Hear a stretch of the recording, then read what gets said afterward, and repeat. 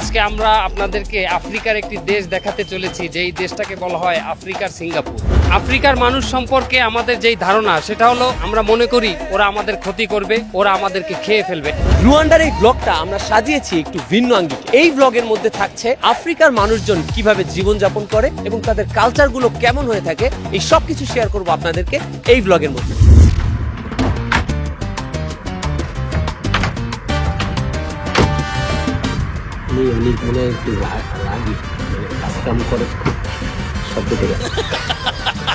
ঢাকা থেকে 7.5 ঘন্টা উড়ে আদ্দিস আবাবা এবং সেখান থেকে আরো 2.5 ঘন্টা উড়াল দেওয়ার পরে পৌঁছে গেলাম আফ্রিকার রুয়ান্ডা দেশের কিগালি শহরে।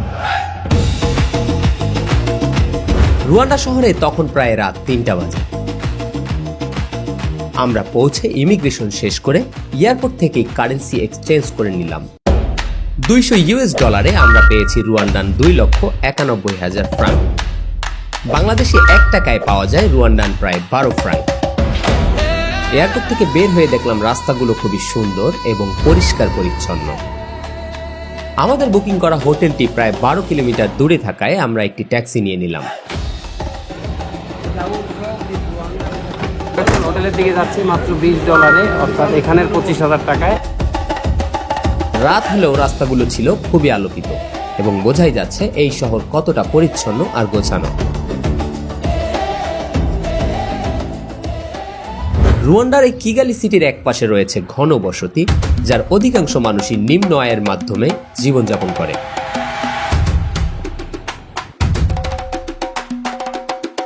এই দেশের মানুষের মাথাপিছু আয় খুব কম হলেও দেশটা অত্যন্ত উন্নত এবং সুশৃঙ্খলভাবে সাজানো।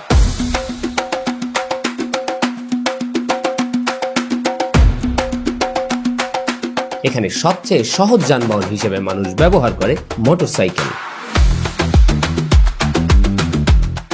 বাংলাদেশি টাকায় 50 থেকে 100 টাকা দিলেই যাওয়া যায় প্রায় 4 থেকে 5 কিলোমিটার। এখানকার জনগণের জন্য সরকার দারুণ কিছু পাবলিক ট্রান্সপোর্টের ব্যবস্থা করে দিয়েছে। এইরকম উন্নত মানের লোকাল বাস মনে হয় না এশিয়ার অনেক ধনী দেশেও আছে। জনগণ গরিব হলেও এই সমস্ত সরকারি সম্পদ তারা খুবই যত্নে রাখে। জায়গায় জায়গায় তাদের জন্য রয়েছে পরিষ্কার পরিচ্ছন্ন বাস স্টপ। লোকাল মাঠগুলোও যেন স্টেডিয়ামের মাঠের মতো সুন্দর।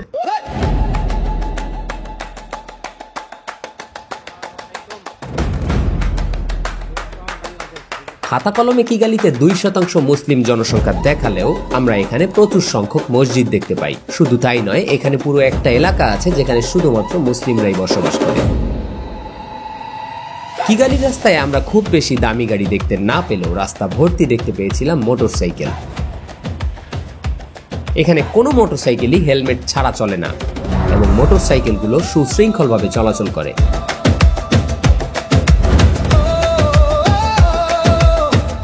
মুসলিম অধ্যুষিত এরিয়ায় আসছি। মুসলিম খাবার পাওয়া যায়, সোমালিয়ানরা থাকে, বাংলাদেশিরাও এখানে আশেপাশে আছে।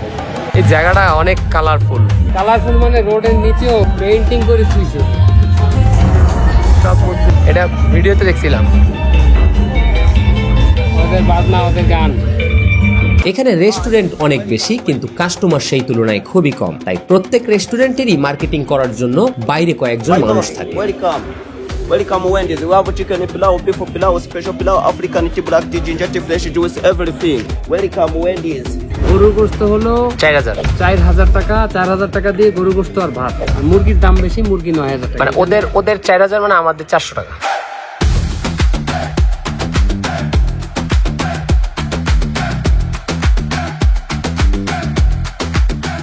এই রেস্টুরেন্টের মালিকের কাছ থেকে আমরা কিছু তথ্য জানতে চাইলাম। Colors. And then we start serving people. But the chef reaches at 7 to prepare things so that we can start serving around 8:30 or 9. Instead of giving the dolly is giving cows. Like if you want to give dolly to দারুণ একটা কাহিনী। রুয়ান্ডানরা যখন বিয়ে করে, তো সে যদি ভালোবেসে বিয়ে করে কোনো মেয়েকে, তাইলে সে বেশি পরিমাণে গরু দেবে তাকে। অনেক গরু মানে অনেক ভালোবাসে। আর এখানে আর একটা নিয়ম আছে, সেটা হলো এখানে যখন এঙ্গেজমেন্ট হয় তখন ওই মেয়ের জন্য ওরা একটা পাথর নিক্ষেপ করে। ওই পাথরটা যত দূর যাবে, কত দূর পর্যন্ত যত গরু আছে সব গরু তাকে দিয়ে দেবে।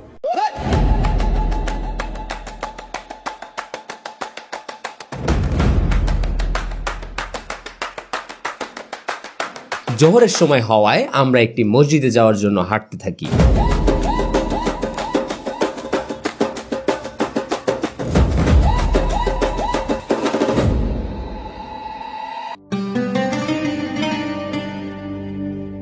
এই মসজিদের ভিতরেই আছে একটি মাদ্রাসা। নামাজের সময় হয়, মাদ্রাসার বাচ্চারাও নামাজ পড়তে এসেছে।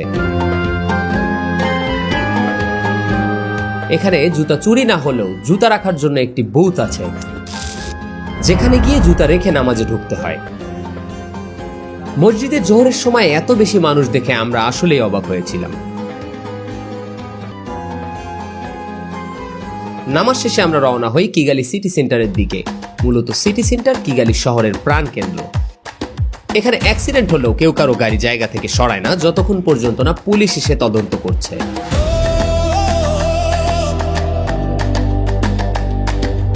প্রতিটি মানুষ আর প্রতিটি গাড়ি এখানে ট্রাফিক রুলস মেনে চলে।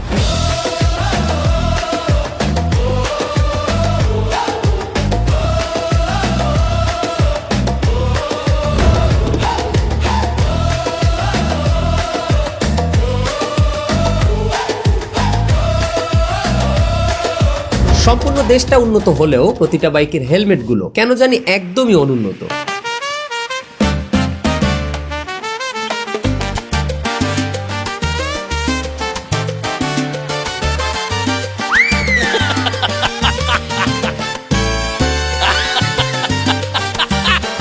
প্রতিটি জায়গা খুব নিট অ্যান্ড ক্লিন হওয়া সত্ত্বেও কিছুক্ষণ পর পর মানুষ পরিষ্কার করে।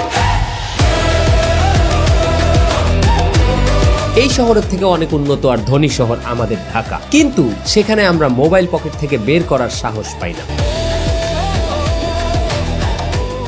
এই রুয়ান্ডার আরেকটা নাম আছে, সেটা হলো এ কান্ট্রি অফ 1000 হিলস, অর্থাৎ হাজার পাহাড়ের দেশ।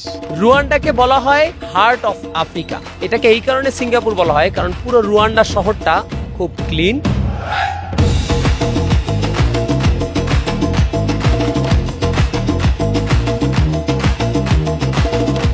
কিগালিতে সন্ধ্যায় স্কুল অফিস ছুটি হয়, তাই কিছুটা যানজট দেখা যায়, তবে সেটাও খুব সুশৃঙ্খলভাবে শেষ হয়ে যায়।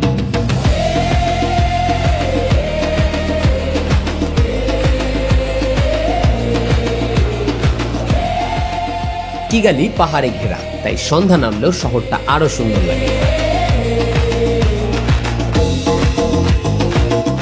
রাস্তার পাশের ফুটপাতগুলো সুন্দরভাবে সাজানো।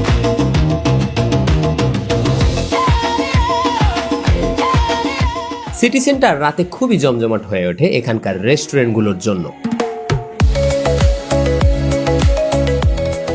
তুলনামূলকভাবে এই জায়গার জিনিসপত্রের দাম কিছুটা এক্সপেন্সিভ।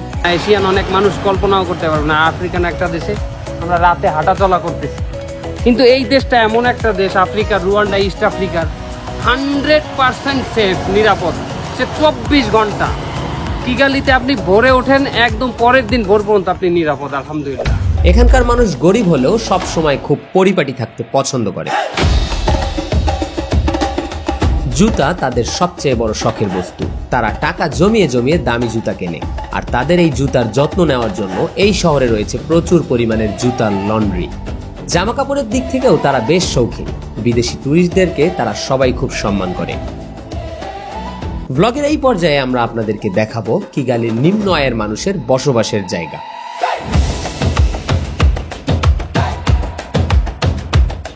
রুয়ান্ডা ড্রেনে কোনো ময়লা ফেলা নিষেধ, একদম টোটালি। কিন্তু আমাদের এশিয়ার অনেক দেশ আছে, যেসব দেশের ড্রেনকে কি করতে বয়, কি করতে বয়, ই করতে বয়। হ্যালো, রুয়ান্ডার এই উঁচু জায়গায়, পাহাড়ের উঁচুতে যেসব বসতি আছে, এরা একটু টাকা পয়সাওয়ালা, এদের বাড়ি ঘর একটু উন্নত মানের। আর নিচে যারা আছে ওরা একটু দরিদ্র টাইপের, কিন্তু পরিষ্কার পরিচ্ছন্নতার দিক থেকে কোনো ছাড় নাই। সবাই নিট অ্যান্ড ক্লিন রাখে সব জায়গায়, রাস্তাঘাট।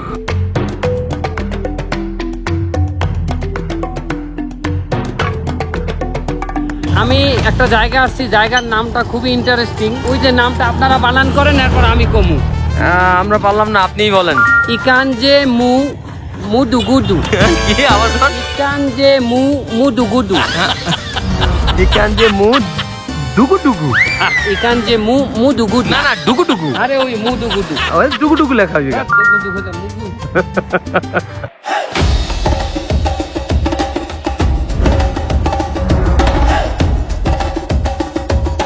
এত ফ্রেন্ডলি, আমি হাই দিছি আমারে ডাকছে কয় আসো। তাই ওরা হলো পাহাড়ি উঁচু দেশ, তো একটু ঘুরে দেখে আসি।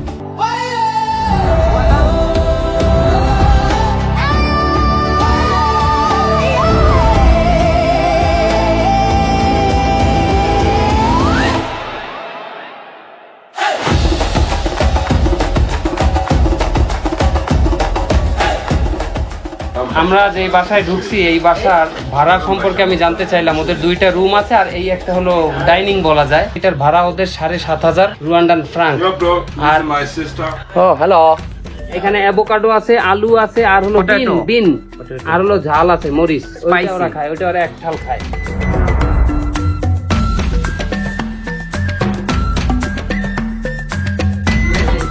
এই আর ওই ভিতরে আরেকটা রুম আছে, ওই পাশে, ওইটা দেখি।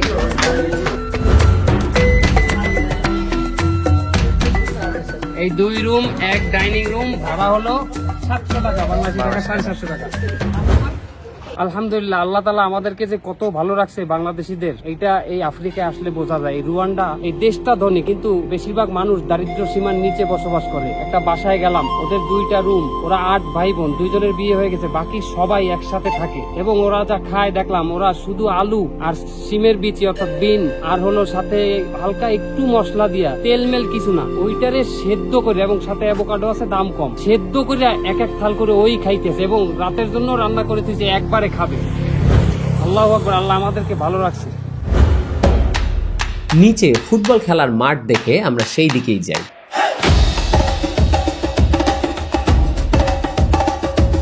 লোকাল এরিয়াতে এসে দেখলাম যে ওরা ফুটবল খেলতেছে, মন চাইলো দেখি ওদের সাথে একটু খেলি। আর ওরা কতটা ফ্রেন্ডলি এটা বোঝা যাবে আমাকে যদি ওরা নেয় দলে।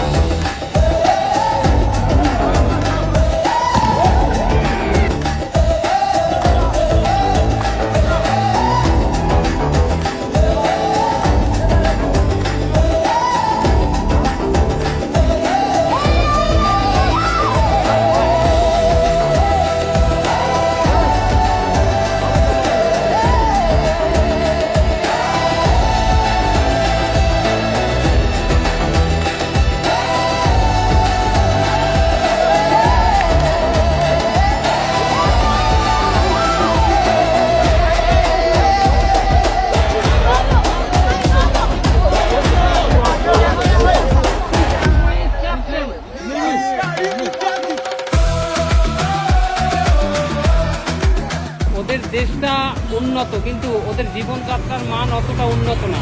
হ্যাঁ, ওরা খুব স্টাইলিশ কিন্তু ওদের মাথা পিছু যে আয় অর্থাৎ জিডিপি এটা অনেক কম, যার কারণে ওদের দোকানগুলো ছোট ছোট, ইনভেস্টমেন্ট কম।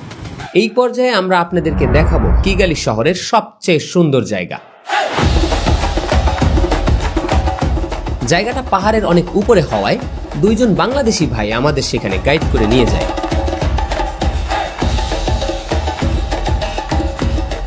এই এলাকায় মূলত কিগালির ধনীদের বসবাস। আমরা এখন কিগালি সিটির সব থেকে উঁচু জায়গায় আছি, দ্য চ্যাম্পিয়ন ফার্ম রুয়ান্ডা এই জায়গার নাম। এইখান থেকে পুরো কিগালি সিটি দেখা যায় এবং এই জায়গাটা খুবই সুন্দর, লাইক ইউরোপের মতো, লাইক কানাডার মতো।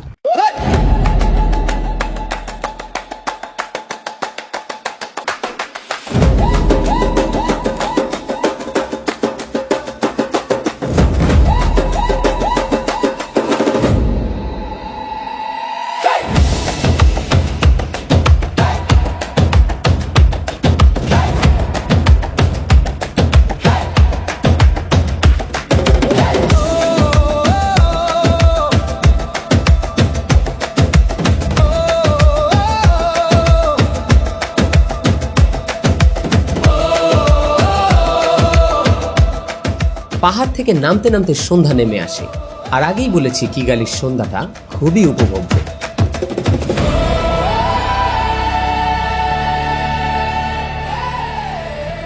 এখানে আসার পরে হাঁটতে হাঁটতে আমার জুতাটা আসলে আমার কাছে মনে হচ্ছে এটা কমফোর্টেবল লাগতেছে না, পায়ে ব্যথা লাগতেছে। এর জন্য এক জোড়া জুতা কিনতে যাব এখন।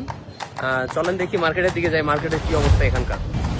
এই যে এত মানুষ, আফ্রিকান মানুষ, এদের মধ্যে হাঁটতেছি এত ভিড়ে, কোনো রিস্ক নাই, একদম নিরাপদ, খুবই ফ্রেন্ডলি সবাই।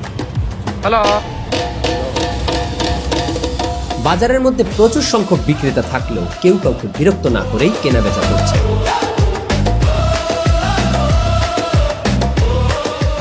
এখানে প্রচুর লোক বেচা কিনা করার জন্য ঘুরতেছে চারপাশে, অনেক বিক্রেতা আছে, ক্রেতা নাই। ওই যে আমরা ওই পাশে দেখতে পাবো অনেক বিক্রেতা, একটু জুম করে দেখাই, প্রচুর বিক্রেতা কিন্তু ক্রেতা কম।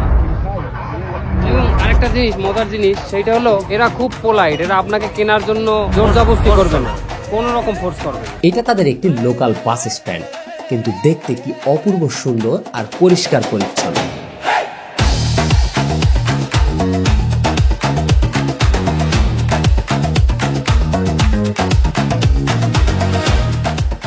এই বাস স্ট্যান্ডের পাশেই রয়েছে জুতার মার্কেট। এখানে দোকানদার একজন, কিন্তু বাদবাকি সবগুলো দালাল। এই যে যা সব এখানে যারা যারা আছে সবাই হলো দালাল, সব বাইরেতে ডেকে নিয়ে আসে এক জোড়া জুতা বিক্রি করার জন্য। প্রায় 5 থেকে 6 জন বাইরে। আমাদের এখানে জুতা, আপনি হাজার হাজার জুতা দেখবেন, কেউ জোর জবরদস্তি করবে না, no force, everyone friendly. What you say in your language? How are you? Hello, Muraho. Hello, Hello. In our Bengali language, how are you? Kemon acho? Kemunato. Kemon acho?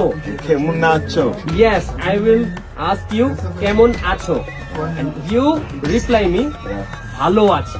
That Bhalo means I am fine. Bhalo achi. Baro achi. Kemon acho? Baro achi. Bhalo achi.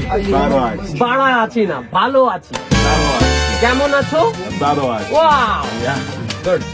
তো আমি এখান থেকে এক জোড়া জুতা নিলাম। এটা ওদের দেশের 30,000 টাকা পড়ছে, যেটা আমাদের বাংলাদেশে অ্যারাউন্ড 2600 থেকে 2700 টাকা আসে।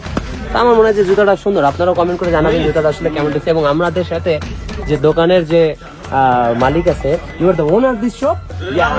আমরা যেই দোকানে জুতা কিনতে আসছি, কিগালিতে, নিয়ারাম্বোতে, নিয়ামি রাম্বো, এইখানে ওনার মুসলিম হওয়ার ইচ্ছা আছে। আমি এখন কালিমা পড়াবো ওনাকে সবার সামনে।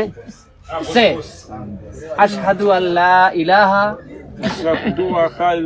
আশহাদু আশহাদু আল্লাহ ইলাহা ইল্লাল্লাহু ওয়া আশহাদু আন্না মুহাম্মাদান আবদুহু ওয়া রাসূলুহু not who, lu, or rasuluh. You are Muslim. Congratulations. Yes, thank you. Thank you. Yeah.